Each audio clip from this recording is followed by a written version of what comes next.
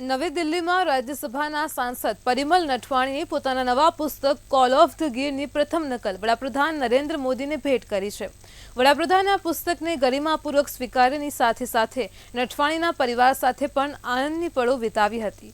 આ પ્રસંગે નટવાણીએ તેમનું આ પુસ્તક વડાપ્રધાનને પ્રોજેક્ટ લાયન અને અમૃતકાળની પરિકલ્પનાના અર્થદૃષ્ટા તરીકે સમર્પિત કર્યું છે। આ પુસ્તકમાં વડાપ્રધાનનો સંદેશ પણ સામેલ છે।